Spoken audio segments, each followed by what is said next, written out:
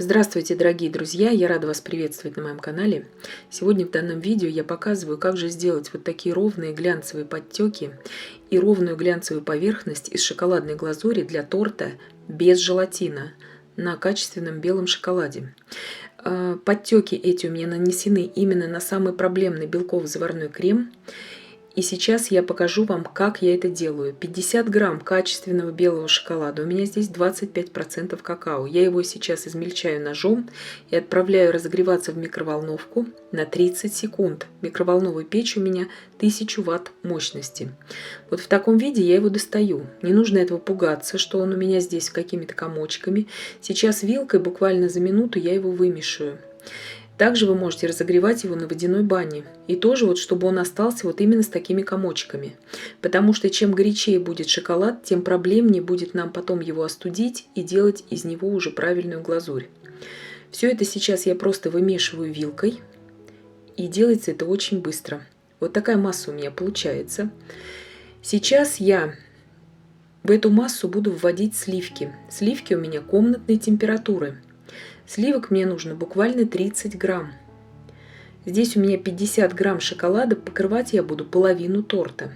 Торт у меня 22 сантиметра в диаметре и 11 сантиметров в высоту.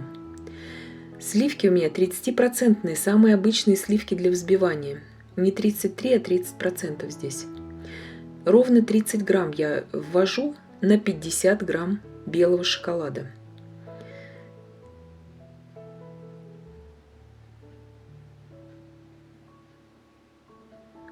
«30 грамм сливок. Сейчас также я все это буду перемешивать вилкой.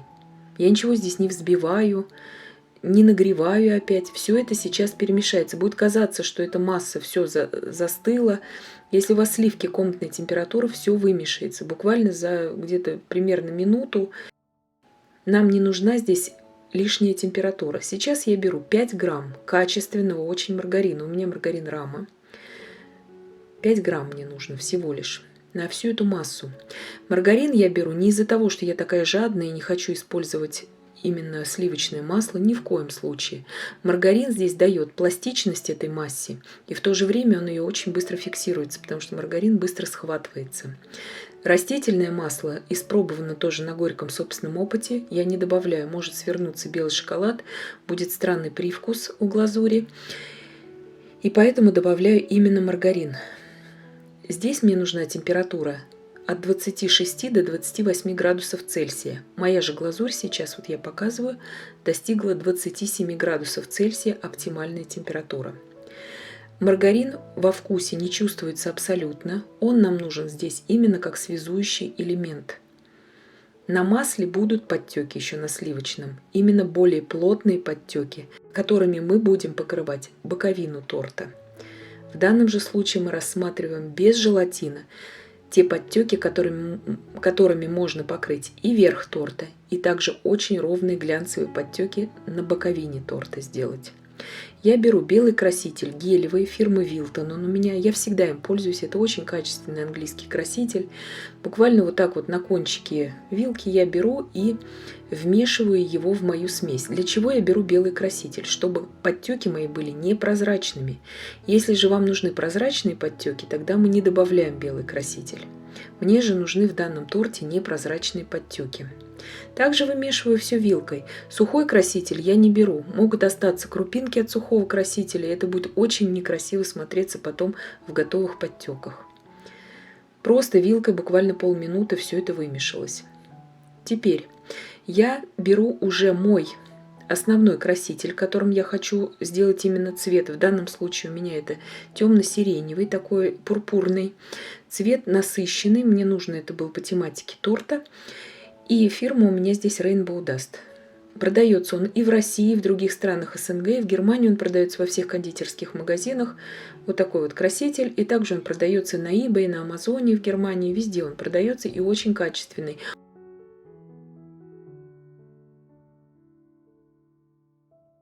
Сейчас также вилкой я вымешиваю это все. И в принципе глазурь моя уже готова. Глазурь моя готова. Я беру кондитерский мешок и просто накладываю ложкой в мешок, и в принципе я уже могу ее использовать на торте.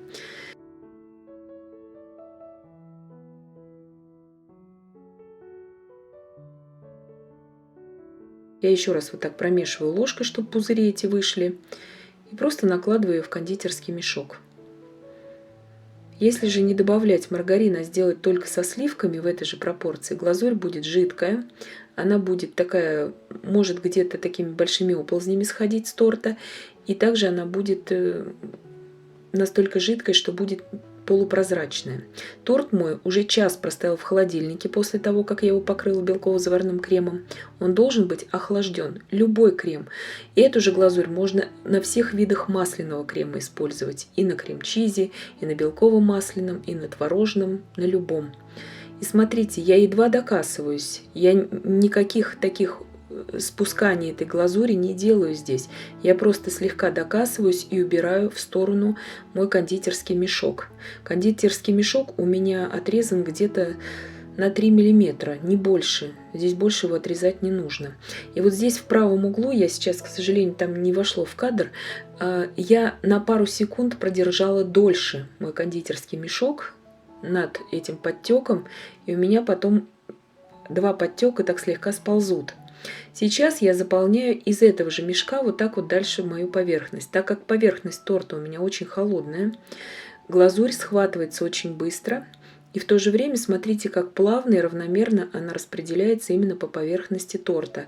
А боковые подтеки не оползают никуда, они также ровно, плавно стекают к низу. Я показываю здесь подробный процесс, чтобы вы знали именно, как с ней работать, потому что можно ее сделать, но неправильно ее нанести на торт, и будут оползни. То есть долго кондитерский мешок буквально докоснулись и отпустили. Долго не держим над этим подтеком, над одним.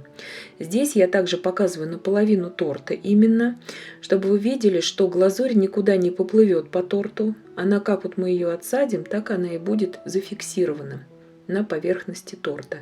Все, то, что я хотела сделать, у меня сделано. Вот этой массы глазури, которую я вам сейчас показала, ее хватает на половину торта, в принципе. Если же вам нужно покрыть весь торт, вам нужно, конечно же, брать пропорцию побольше. Видите, здесь на пару секунд подержала с правой стороны подольше, и уже идет такой небольшой оползень. Он, конечно, дальше у меня не пойдет, но чтобы вы имели в виду, что этого делать не нужно. Сейчас я белковым кремом украшу. Насадка у меня здесь 1М открытая звезда. Тематика торта у меня была для подростка, для девочки, банановое мороженое. Девочка очень любит банановое мороженое без вафель и очень любит сиреневый цвет. Подросткам угодить очень трудно, поэтому вот такое нестандартное у меня в данном случае украшение этого торта. Желтым кремом я сейчас отсаживаю на вот прям на эту свежую глазурь такие розеточки из крема. И смотрите, я специально здесь выбрала это украшение. Я давлю со всей силы на эту розеточку, и глазурь моя никуда не течет, не плывет и не растекается. Смотрите, насколько она устойчиво схватывается сразу на торте.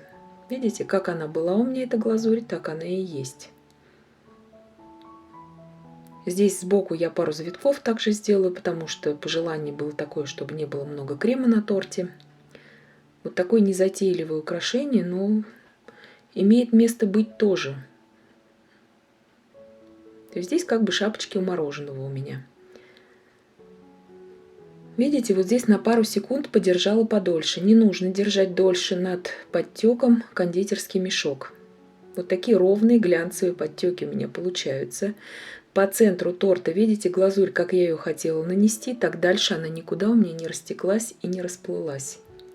Сейчас я украшу еще сверху кондитерскими посыпками, так же, как это и украшается в кафе мороженым, тоже вот эти вот шапочки от мороженого. И все, в принципе, тортик мой готов. Крем внутренний, здесь у меня белый бисквит и крем банановое мороженое. Внутри торта он будет у меня еще на канале, я обязательно его покажу. Очень вкусный крем начиночный для особых ценителей банановых десертов. Здесь просто я посыпаю кондитерской посыпкой. Потом еще вставлю топпер Happy Birthday. И, в принципе, мой торт готов. Посмотрите, какие ровные, идеальные подтеки на белково-заварном креме. Самом проблемном креме именно для нанесения подтеков. Я надеюсь, что видео было полезным и познавательным. Подписывайтесь на мой канал, ставьте лайки, пишите комментарии, обязательно нажимайте на колокольчик, чтобы не пропускать выходы новых моих видео. Я всем желаю больших успехов и до встречи в новых видео.